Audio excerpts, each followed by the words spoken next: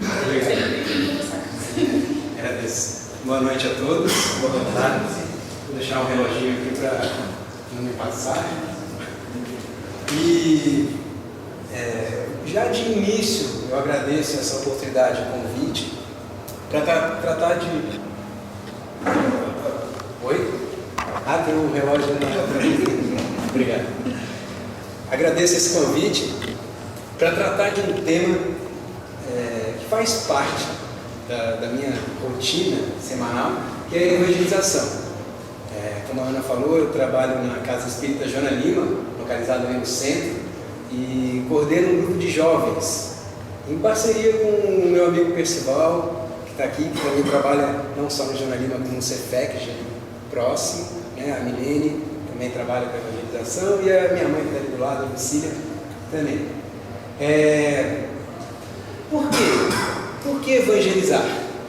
Vamos ter um momento aqui para pensar um pouquinho, refletir a respeito desse processo que é um processo de educação dos espíritos, e aí falar um pouquinho a respeito de desafios e de oportunidades que se fazem, né, nessa palavrinha evangelização. O convite da casa passa por uma vontade de fortalecer esse trabalho de evangelização, que é feito, afinal o que fazemos nesse exato momento aqui não deixa de ser evangelização, mas a ideia de, nesta casa, caracterizar mais, né? Ter um momento cada vez mais explícito. Já vamos conversar um pouquinho sobre isso. Bom, para início dessa conversa, uma frase de Guilhom Ribeiro, que foi presidente da Federação Espírita Brasileira no início do século passado, 1920, 1930, não me recordo a data certa da sua gestão, mas Guilhom Ribeiro trabalhou com a tradução das obras do Espiritismo, as obras de Allan Kardec. E então a gente já imagina alguém instruído, se valendo demais de leitura, com bastante informação. E nessa frase aqui, até fazendo um link, uma ligação com a mensagem lida anteriormente a respeito de felicidade, Guilhom nos diz o seguinte: eduque o homem e teremos uma terra transformada e feliz. Se a gente terminar essa palestra, essa exposição, com essa ideia, com essa associação de que evangelização é uma causa para um efeito chamado felicidade, ótimo, que bom, já temos aqui eu acho que já dá uma ótima lição, né? Mas que fique claro que a ideia de evangelizar, educar, passa realmente pela transformação do planeta. O efeito disso é transformar o planeta.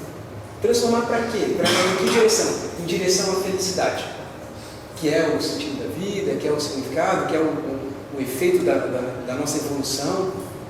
Aquela felicidade que nos é explicada que nessas condições do planeta não é vivenciada plenamente, mas que à medida que esse planeta se transforma, poderá e será vivenciada com toda a sua intensidade.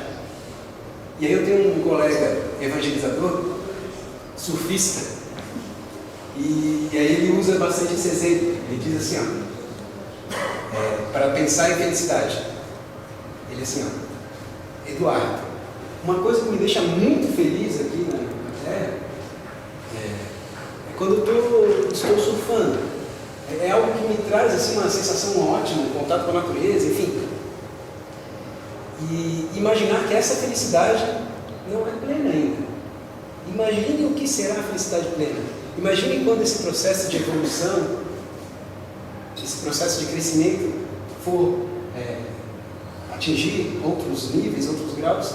Imagina o que será essa felicidade, né? A relação que ele mantém hoje com a natureza, com esse contato, mantendo com outros espíritos próximos. Imagina que sensação ótima, né? E a gente caminha para isso, inevitavelmente a gente caminha para isso, em diferentes velocidades, mas esse é o caminho. Mas vamos lá. Quando eu falo aqui em evangelização e juventude, vamos chegar nessa palavrinha, mas entendo a evangelização como um simples processo educacional, né? Onde as ideias do Evangelho são propagadas, alcançam outras dimensões, são espalhadas pelo mundo. Imaginem vocês todo o ensinamento do Cristo. Imaginem a gente conseguir agrupar tudo isso numa espécie de uma esfera. Todo esse ensinamento, toda a moral cristã, a ideia de respeitar o próximo, de não julgar, todas as histórias, todas as parábolas condensadas num único espaço. E aí a gente pode imaginar, compreender a evangelização como essa esfera percorrendo o mundo, sendo distribuída entre as pessoas e espalhadas, e as pessoas alimentando-se disso e transformando o seu dia a dia.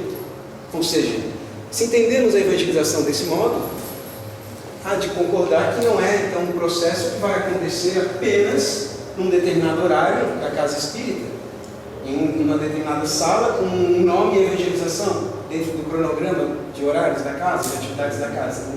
Mas não, um processo que pode acontecer, e acontece, a qualquer momento, em qualquer lugar. Um trabalhador, no seu dia a dia, um sujeito qualquer, imaginemos, dirigindo um ônibus, ou talvez o trocador, né, o cobrador, mesmo talvez não com essa consciência de vou evangelizar a todos, mas o simples fato de pegar uma parcela dessa esfera, algo, um contato com isso, e transformar o seu dia a dia, incorporando algo como respeitar os demais, não julgar os demais, ele já está irradiando esse composto cristão, essa moral, esse alimento, esse conteúdo do Evangelho, e já está vivenciando isso, passando adiante. Já está ele ali fazendo um processo de evangelização. Quando a gente pensa que a evangelização então se dá nisso, e ela acontece exatamente porque nós estamos num processo de formação, de amadurecimento, de crescimento moral ainda, é comum que a gente associe isso a um processo educacional, que o é, e quando a gente fala em educação, nos vem muito a imagem de escola, nos vem muito a imagem de estudantes, de jovens, de crianças, e por isso a associação direta que se faz, principalmente na casa espírita, quando se fala numa atividade chamada evangelização, com jovens, com crianças, com pré-adolescentes, enfim. É normal, pois que na nossa sociedade a gente entende as pessoas da infância, os mais jovens, como pessoas que estão, sujeitos que estão nesse processo de crescimento, que precisam ainda receber as orientações, precisam estudar. Não precisam estudar, tem que aprender certas coisas, enfim.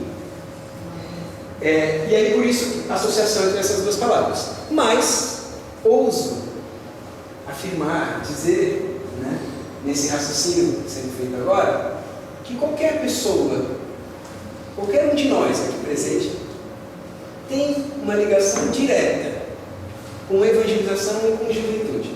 Evangelização por conta desse conceito de imaginar que o simples fato de você aprender algo da moral cristã e tentar incorporar isso no seu dia a dia, já é em si um processo de transformação e por isso de propagação do Evangelho. Mas também porque somos todos jovens. Sim, somos todos jovens. Juventude entendida como aquela fase que antecede a fase adulta. O que é a fase adulta? A fase onde, se pensarmos em termos materiais, a fase onde o organismo já alcançou a maturidade, onde já se desenvolveu. No nosso caso, da espécie humana, onde todos os dentes já nasceram, onde os ossos terminaram de crescer, enfim. E aí a gente tem a fase adulta, né?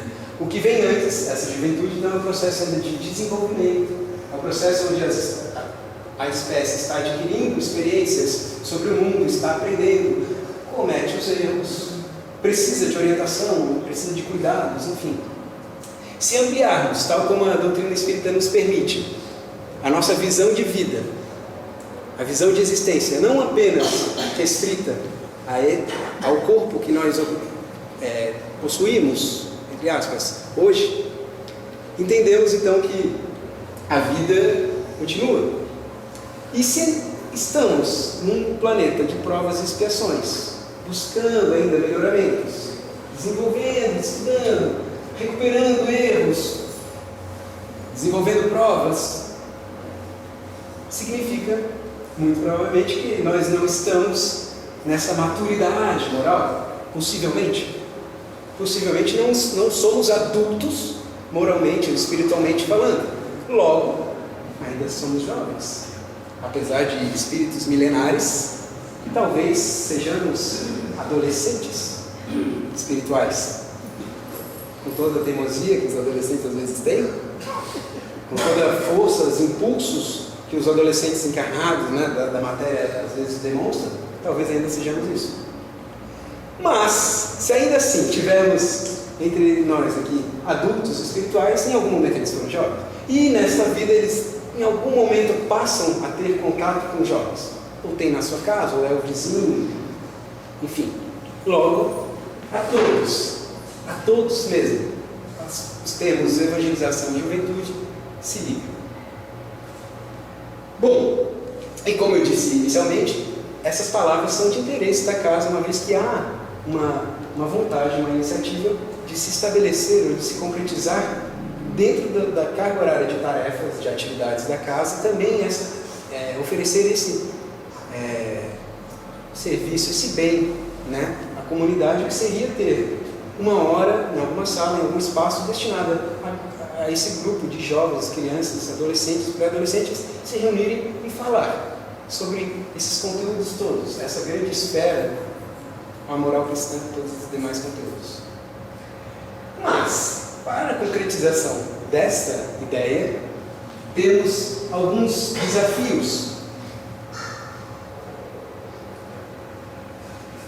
É difícil estabelecer, manter, oferecer um serviço como esse.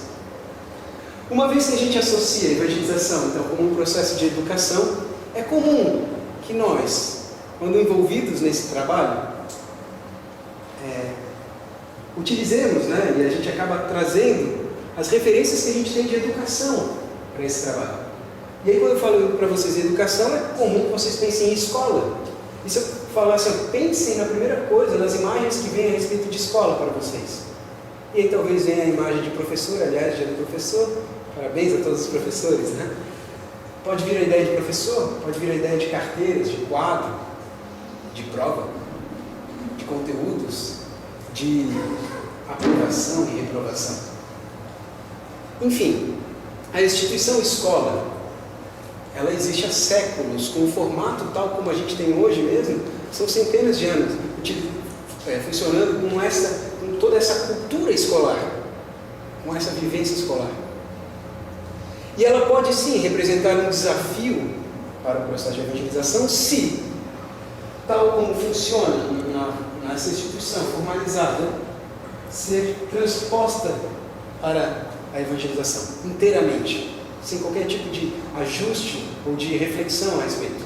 E por que pode ser um desafio? Porque a escola trabalha ainda com determinadas necessidades, no que diz respeito à organização de idade, de conteúdos ao longo do ano, de conteúdos ao longo de toda a vida escolar. Então quem está na quinta série ou sexto ano precisa aprender, ou precisa ter noções de conjuntos numéricos, na matemática, né? Depois, no sétimo ano, no oitavo ano, começa a estudar as equações, do primeiro grau, segundo grau, enfim, existe toda uma distribuição e que é necessário que de um ano para o outro os alunos tenham aquilo, aprendam, consigam dominar aquilo para que possam ser considerados aprovados. Funcionamento, correria, ajustes que não necessariamente existem na evangelização. Não há, talvez, a necessidade de, entre um ano e o outro da evangelização, você aprovar ou reprovar os participantes. Ou mesmo de ter tão determinado quais os conteúdos que vão e termina o mês, terminou esse conteúdo, vamos para o próximo. Não há necessariamente isso. Há de se pensar em ajustes. Há de se pensar em realmente uma reflexão a respeito do que é a escola. A escola, então, resumindo, ela pode representar um desafio se for simplesmente transposta para dentro da evangelização, né? Mas uma vez que a escola permanece, continua funcionando, e que existem tantos estudiosos, tantos cientistas nas academias, repensando a escola, organizando, tentando melhorá-la, é óbvio que ela também mantém coisas boas, porém sim, podem ser trazidas e pensadas como a organização, a ideia, a linguagem didática, a ideia de transposição didática, ou seja, de pegar um determinado conteúdo, esmiuçá-lo e transformá-lo numa linguagem acessível aos pequenos, aos maiores, enfim. Essa transposição é um caminho válido para a evangelização. Então, há de se medir. E aí um outro grande desafio é que os evangelizandos, quando jovens, né, principalmente essa faixa etária que vai dos 11 anos até 21 anos, 20, 21 anos, ou seja, estamos falando de uma década, estão num processo de transformação corporal. Estão vivenciando desde a questão da puberdade até todo esse amadurecimento, até o momento em que os dentes já cresceram, até o momento em que os ossos terminam de crescer. E esse processo, essa fase, caracterizada pela produção de muitos hormônios, pelas transformações corporais, pelo crescimento, onde já se viu um ser crescer de 20 a 30 centímetros no intervalo de 2 anos, ou menos, espichões, crescerem pelos, mudarem as curvas do corpo, tudo mais. Ou seja, há uma vivência, uma experiência em termos de matéria de corpo muito intensa nessa juventude, nessa fase da vida. As sensações, as relações que os jovens mantêm a respeito de toques, de carinhos, de vivência com seus grupos, com seus afins, ou mesmo dentro da família, começa a ter um outro sentido. Há as descobertas dos prazeres, há uma necessidade às vezes de aceitação, de caracterização do seu corpo, de cuidados, enfim. A vivência corporal é muito forte.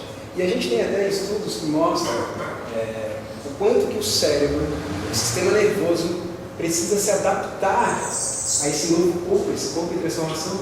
Esse corpo que cresceu 20 centímetros no intervalo de pouco mais de um ano e que passa a ter mãos, dedos mais compridos, braços mais compridos, e que é comum, talvez vocês tenham vivenciado isso nas famílias, visto isso, os jovens serem um pouco às vezes estabanados, né? Porque o cérebro ainda está se ajustando.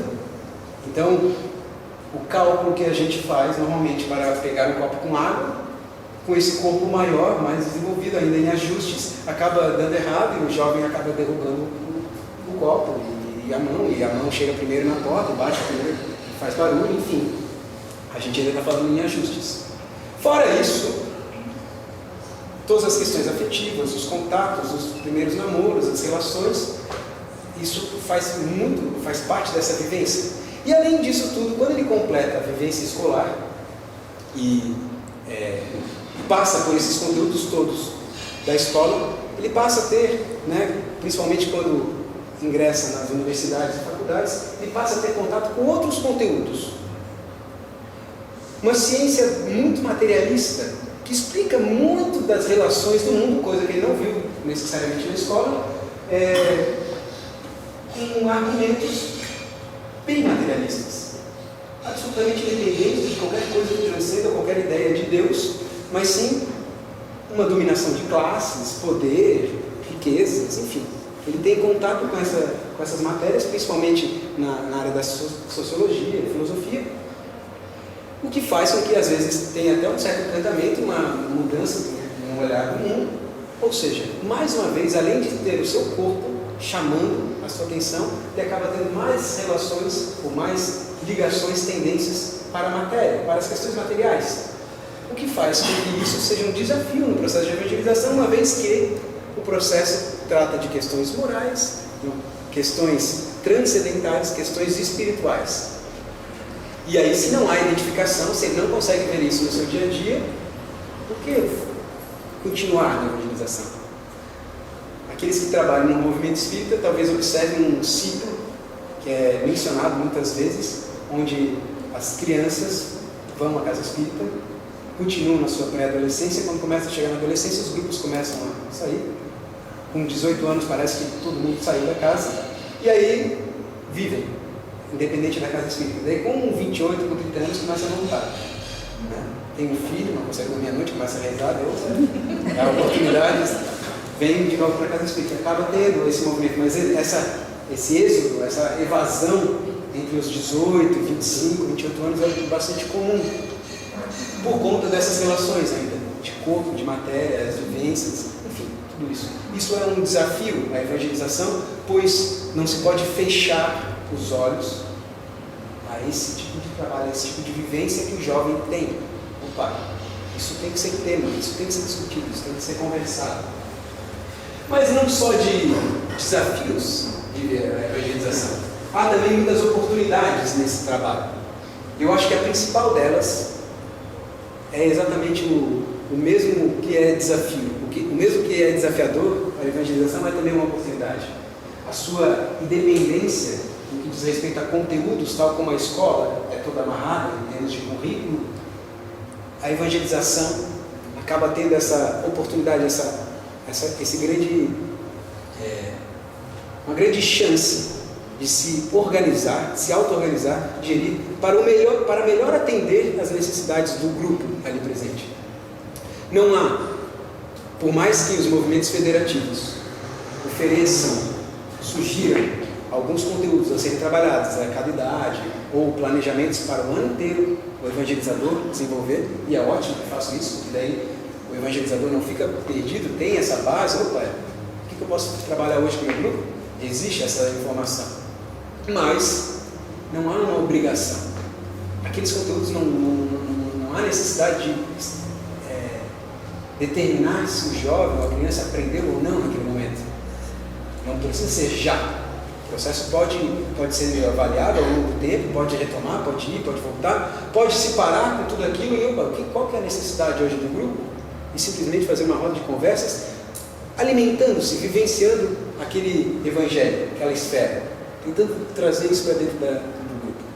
Ou seja, essa liberdade de conteúdos que compõem o currículo da evangelização é uma baita de uma oportunidade. Em termos de educação na escola, hoje, muitos pesquisadores tentam determinar qual que é o conteúdo que a escola tem que trabalhar. Será que aquela matemática, será que aquele português, será que aquela geografia, aqueles conhecimentos de ciência, biologia, física, química, será que são necessários para a formação de um cidadão, a formação de um ser humano que possa transformar crítica, criativamente a sociedade? Há muitas discussões a esse respeito.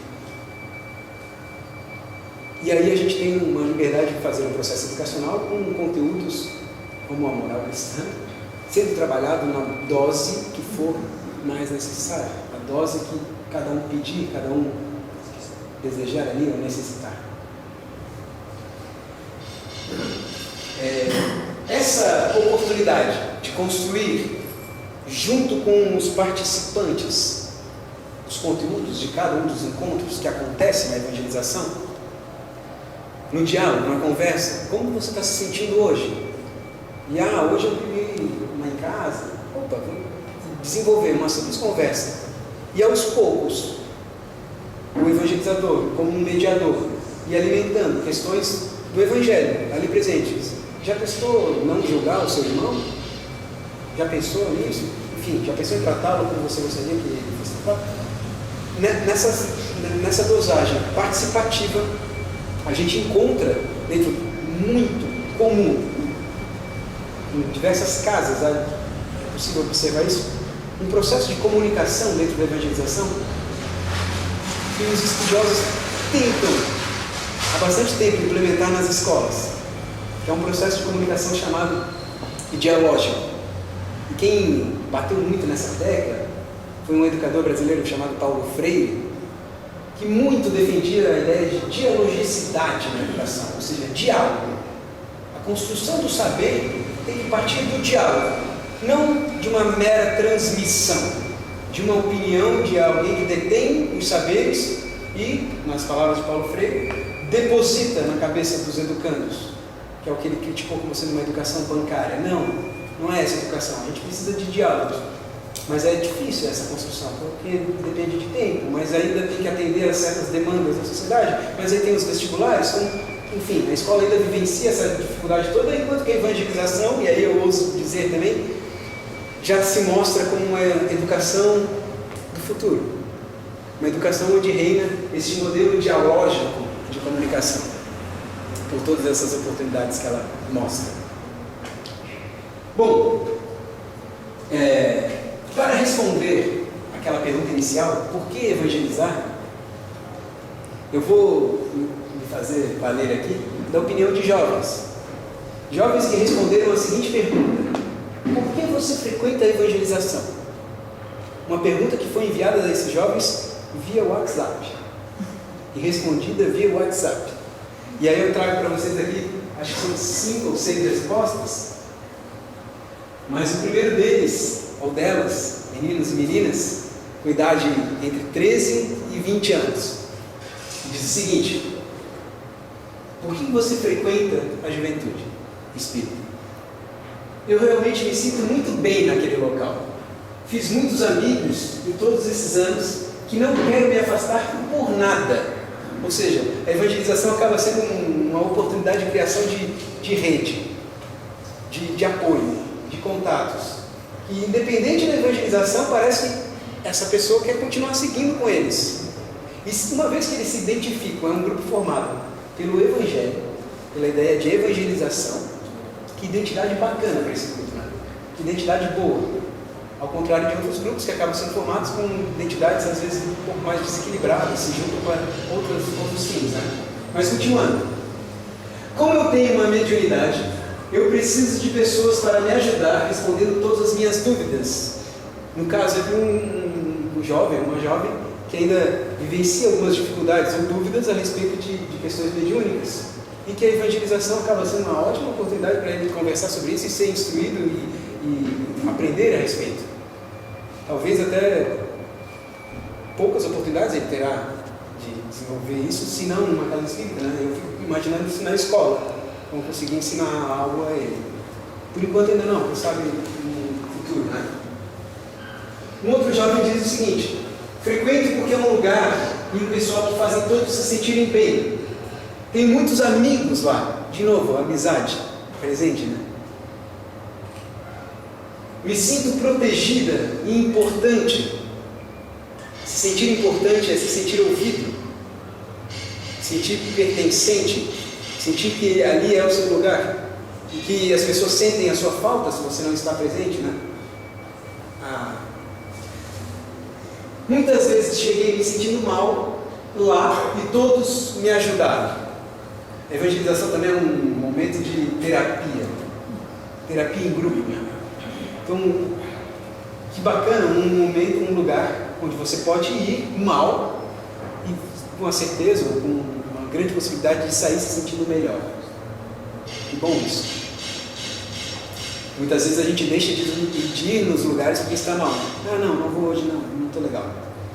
E aí imagina que ótimo, né? Alguém pensar, não estou bem hoje, eu vou. E vai, né? Um outro jovem respondeu a pergunta dizendo: eu me sinto bem nos encontros. Sinto que é um momento de relaxar do estresse. Que coisa, né? Os jovens estressados, né? Mas enfim, por que não? Estão estressados e que bom que podem desestressar dentro da evangelização. Temos a oportunidade de falar algo externo ao grupo. Não se restringe apenas aos conteúdos, aquela ideia, essa liberdade de trazer qualquer tema e vamos conversar sobre isso, vamos trabalhar. Uma convivência muito bonita e saudável, acredito eu. Frequento porque estimo todos do grupo como uma família, onde posso confiar e pedir ajuda para qualquer coisa. Frequento pelas atividades lúdicas e dinâmicas que transmitem a doutrina espírita. Me sinto bem quando estou com o grupo. Nossa, falou até um pouquinho de como é trabalhado, né? Essa liberdade de como se trabalhar. É permitido se dar ao luxo a trabalhar com arte, trabalhar com leituras, trabalhar com reflexões, enfim, vivências, visualizações. Não há forma, né? O limite para as formas de trabalhar é a imaginação, né? É a criatividade. E se sente bem, se sente como em família. Nossa, construir esse tipo de relação. E aí, diante de tudo isso, eu faço alguns convites a vocês, tá? há esse interesse, né, da casa em instituir esse trabalho, assim, de tentar deixar ele mais caracterizado, mais presente na casa, o que é um grande investimento, né? Pensando que a educação é o caminho para a felicidade, pensando que os jovens podem encontrar um momento de terapia, um momento para se sentirem melhor, pensando que esses jovens vão fazer um processo de evangelização nas suas vidas, ou seja, vão pegar um pouco dessa esfera, ou talvez ela inteira, vão se banhar disso e vão vivenciar, que seja pouco, que seja inconscientemente, mas, enfim, vai distribuir isso por todos os espaços, em todos os momentos. Mas pensando também em termos de fortalecimento da casa, do movimento, numa renovação de trabalhadores também, né?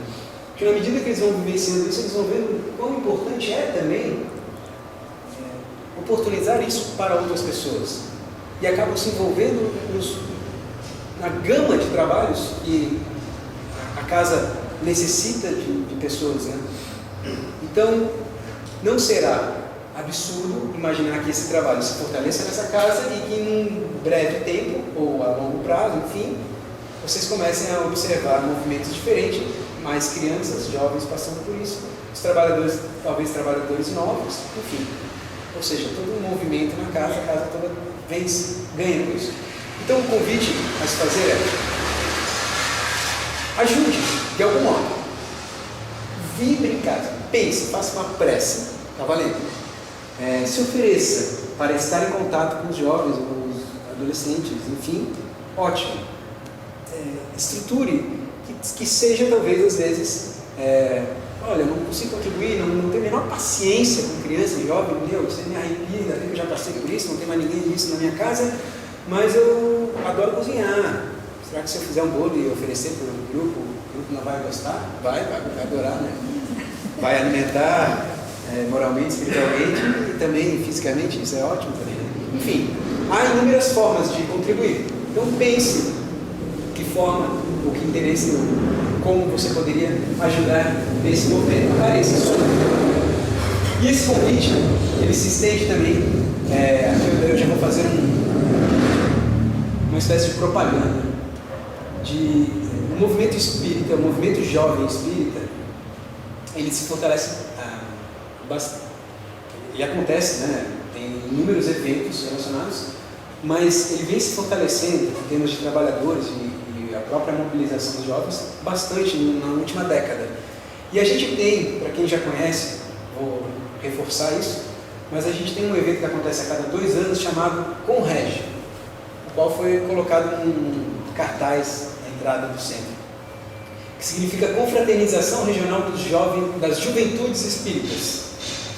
É um evento que acontece a cada 2 anos, durante o Carnaval, e oferece a vivência num sistema de internato, durante 4 dias, agora não mais apenas aos jovens, mas pessoas de todas as idades. Mas o movimento, o evento ele é voltado realmente às juventudes espíritas, para que se confraternizem, mas há também espaços para pais, crianças também, vivenciarem questões relacionadas ao Evangelho. E esse evento acontecerá então no Carnaval do ano que vem, lá numa escola lá nos Ingleses. E a equipe já vem se reunindo desde março desse ano, semanalmente, projetando esse evento. E essa equipe que projeta, equipe de trabalhadores, cada reunião oscila ali entre 15 e 20 pessoas, mas durante o evento é composta por mais de 60, 70 trabalhadores, distribuídos em diversas atividades, desde o contato diretamente com os jovens, nesse processo de evangelização, como também cuidando da infraestrutura do local, a limpeza, a manutenção de todos os itens, a alimentação de todos, são mais de 200 pessoas envolvidas no evento como um todo. Enfim, acho que eu estou falando, antecipando uma informação que eu vou deixar para vocês vendo um breve vídeo aqui apresentando esse evento. É esse, né? Isso.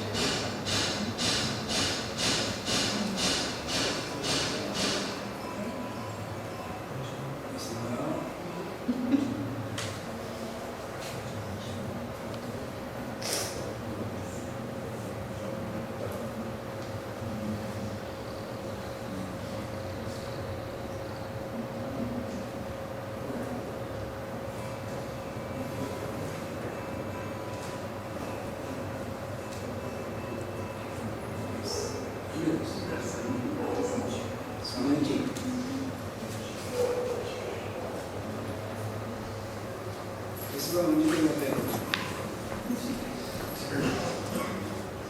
E de ajuda para os jovens, né? Que daí entendem mais de tecnologia. Eu já posso aumentar aqui, né? Esse é apenas um vídeo apresentando o evento, tá?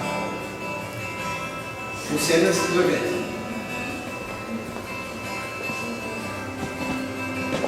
Vibração, interação, reflexão, aprendizado, amizade, laços. São muitas as palavras que podem definir a confraternização regional de juventudes espíritas, ou simplesmente CONREG.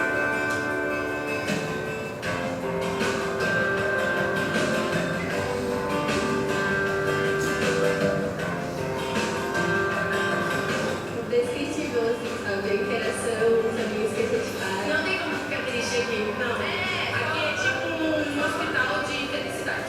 Isso!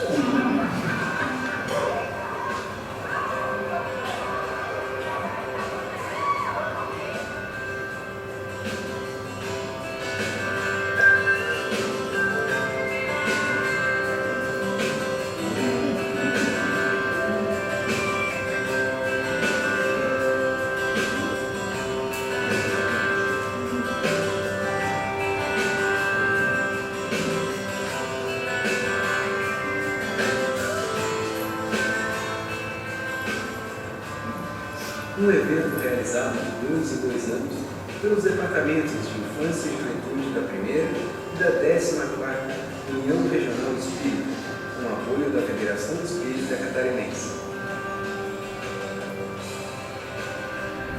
Entre participantes e trabalhadores, são mais de 200 pessoas convivendo durante 4 especiais dias, repletos de estudos,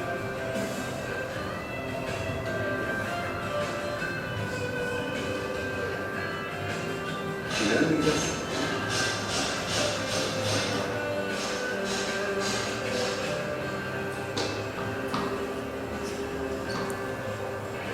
vivências,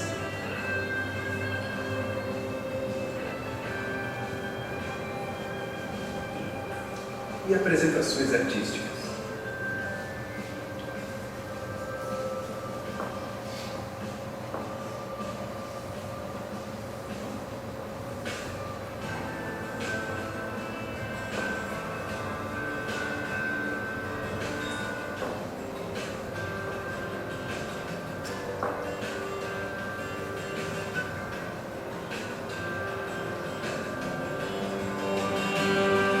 Participe.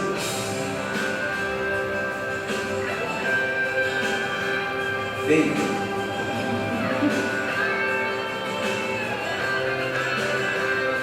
Sinta. Viva.